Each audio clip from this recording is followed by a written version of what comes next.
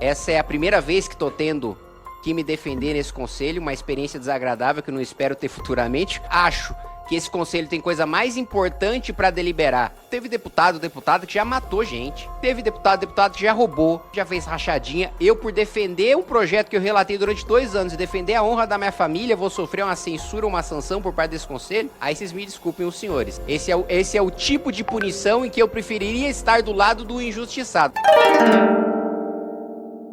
Presidente, eu vou ser muito sucinto. Primeiro, todos me conhecem aqui nessa casa. Se alguém perguntasse, ou se alguém pedisse, presidente, para algum parlamentar dessa casa falar o nome de um deputado briguento, de um deputado agressivo, de um deputado nervoso, de um deputado que xinga, certamente meu nome não seria lembrado. Não sou conhecido nessa casa por brigar com ninguém, por ofender ninguém, por partir para cima de ninguém por característica física, por origem. Pelo contrário, eu sempre bato na política. E quando eu faço uma acusação pessoal, é acusação de crime, e eu provo essa acusação. Já houve parlamentares nessa casa que me processaram no Supremo Tribunal Federal por calúnia. Eu sempre ganhei por apresentar a exceção da verdade. Tudo que eu falo, quando eu faço uma acusação contra o parlamentar, eu tenho capacidade de provar. E por isso que nunca perdi nenhum processo por calúnia movido contra mim, por parte de nenhum parlamentar nessa casa.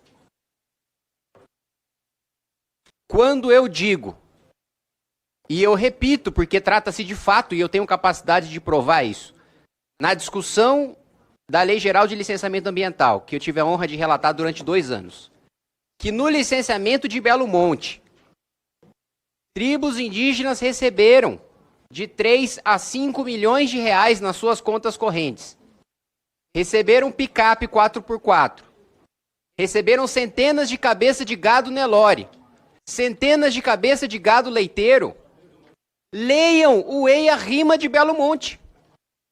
Lá está as compensações ambientais impostas como condicionantes. Isso é fato, e eu trouxe esse fato para uma discussão política. Eu nem me referi a nenhum parlamentar. Eu levantei esse fato da tribuna da Câmara dos Deputados. Não apontei o dedo para ninguém. Eu disse que isso seria um abuso. E que esse abuso era uma das razões pelas quais estavam militando contra o projeto. E eu não tenho a menor dificuldade de sustentar isso que eu estou falando. Daí, eu, sem ter citado a parlamentar, sem ter citado seu partido, sem ter feito nenhum tipo de menção, porque eu sequer conhecia essa parlamentar antes desse episódio. Não sou membro de nenhuma comissão junto com ela. Ela parte para o microfone de aparte e me chama, deputado Reborn, eu até dou risada, porque eu acho uma coisa meio patética, assim. Agora, chamar de deputado estrangeiro e dizer que eu não tenho o direito de me manifestar sobre uma matéria dentro dessa casa, porque nem daqui eu sou, aí sim eu tenho que defender a minha honra e a honra da minha família, e nisso eu não recuo 1 milímetro sequer. Posso sofrer deste conselho aqui, sanção de suspensão de mandato, de advertência, se entenderem diferente do entendimento do relator. Mas nisso, me perdoem, mas eu não recuo. Eu sou brasileiro, nasci no Brasil, nasci em Salto, no interior de São Paulo, fui criado em Indaiatuba, moro na cidade de São Paulo há 10 anos, represento a população brasileira, o povo do estado de São Paulo. Tenho muito orgulho, sim, dos meus avós japoneses, por parte de pai, que vieram para cá, sem saber a língua, com todas as dificuldades, com toda a miséria que sofreram, para estar aqui, e que, inclusive, eu poderia nem estar aqui hoje, se na Constituinte de 1946 fosse aprovada uma emenda do Partido Comunista que queria proibir a imigração asiática no Brasil, porque nos chamavam, deputado Farrur, de peste amarela. E o presidente da Assembleia Constituinte deu o voto de Minerva, que possibilitou que os meus avós viessem para cá. Do outro lado, tenho igual orgulho da origem materna. Minha mãe é paraense, como muitos dos senhores sabem, de Santa Isabel do Pará, deputado Éder Mauro. Passei parte da minha infância em Ananindeua, em Belém, e minha mãe tem origem indígena, italiana, portuguesa. E eu sou fruto da miscigenação que a maior parte do Brasil também o é.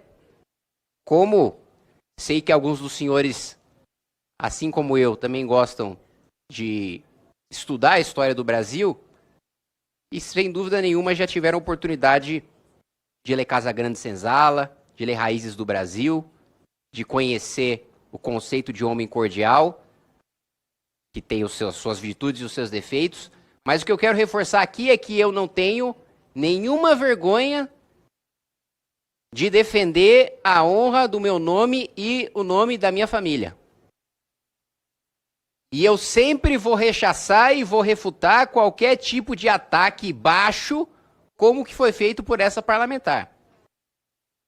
E aqui ela me acusa, dentre outras coisas, de violência política de gênero.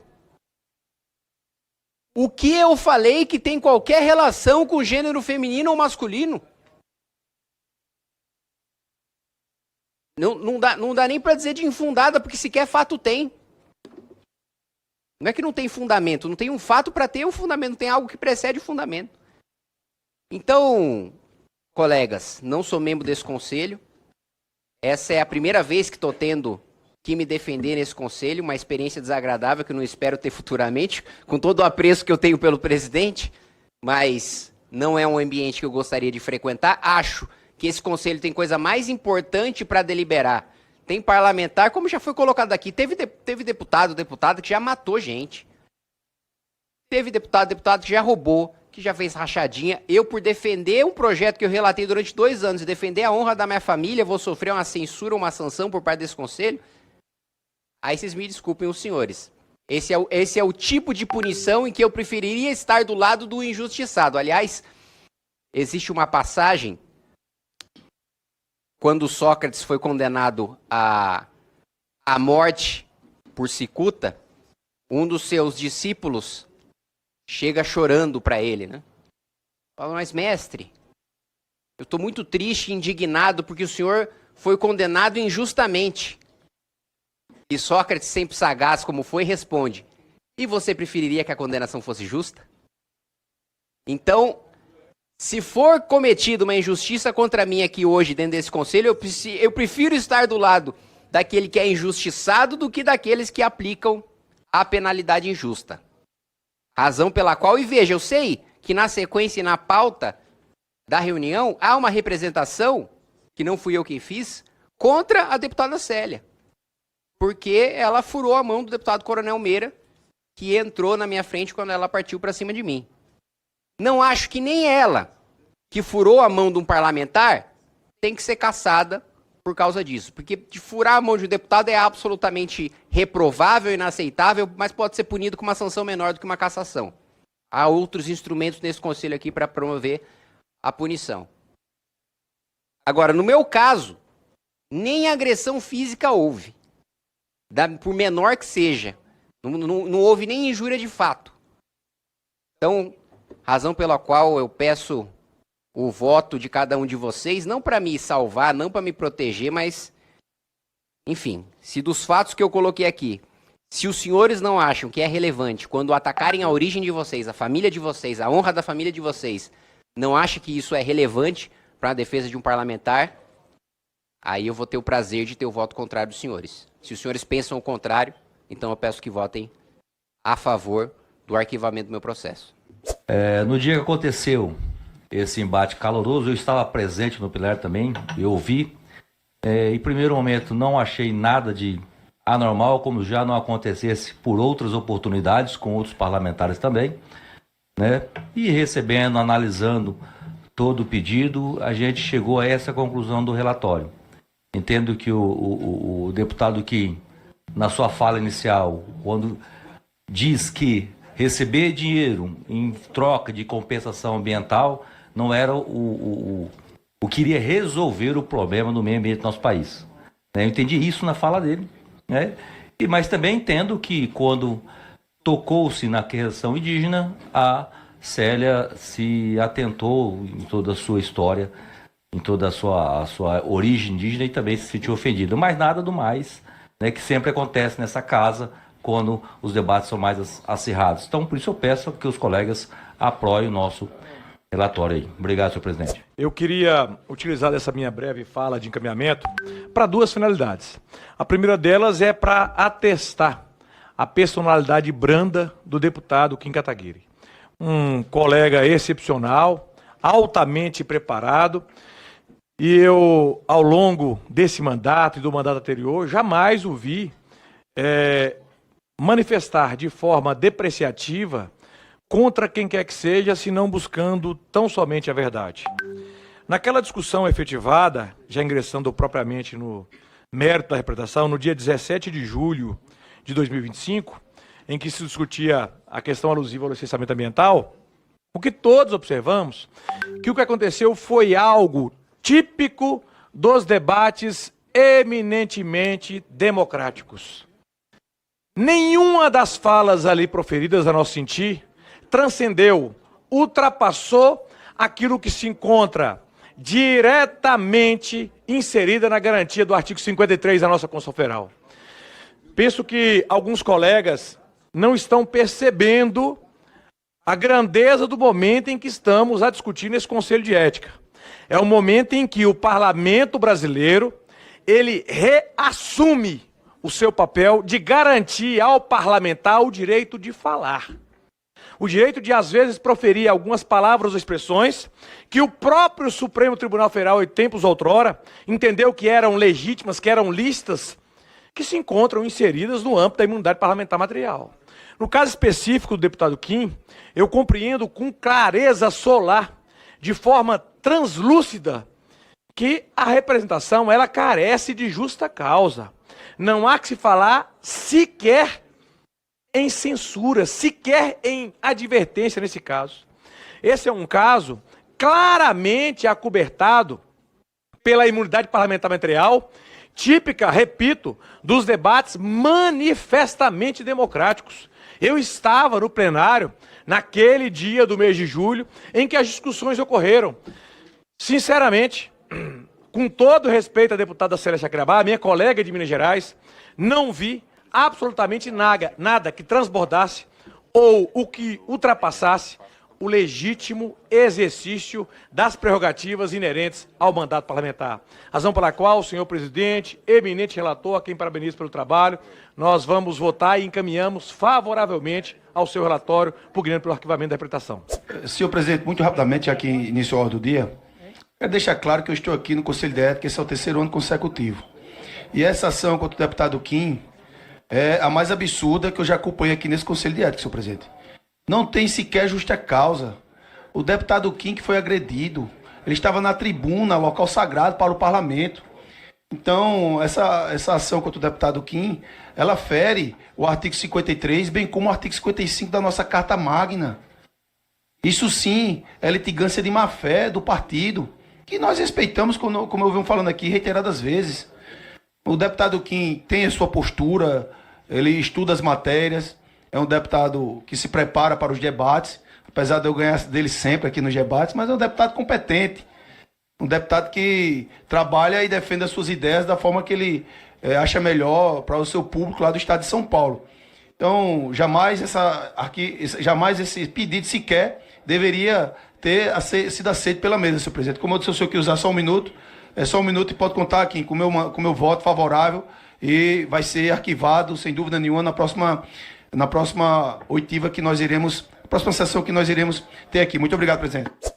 A representação é do Partido Socialismo e Liberdade e eu venho aqui defendê-la com alguns argumentos que nos devem fazer refletir para decidir com serenidade. Primeiro, esse caso é importante, mas não é de alta relevância do ponto de vista da ética e do decoro parlamentar.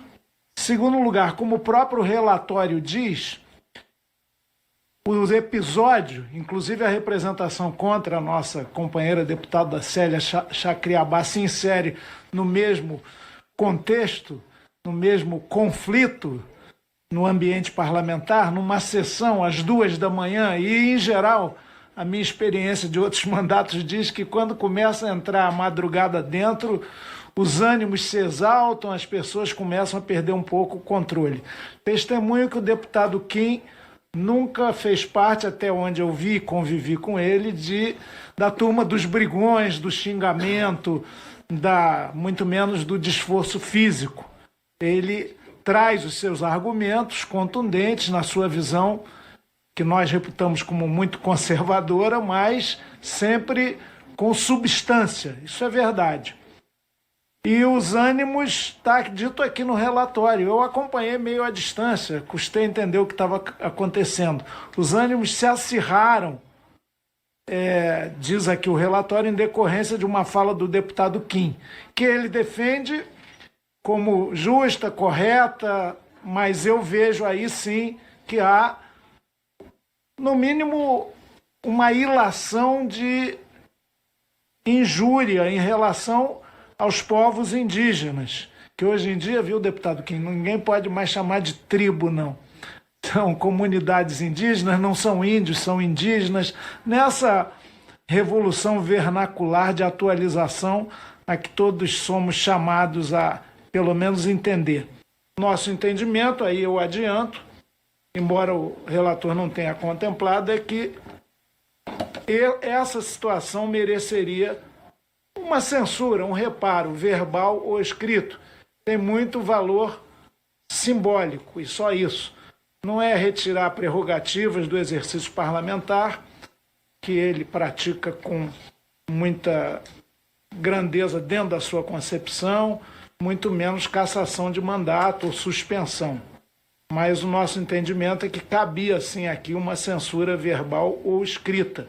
Fico feliz com a manifestação do deputado Chico, porque, fazendo uma analogia aqui, se o deputado Chico estivesse na posição de parquê de Ministério Público, ele estaria aqui, primeiro, dizendo que a representação não é das mais relevantes, apesar de ser relevante, que eu sempre trago substância nos meus argumentos.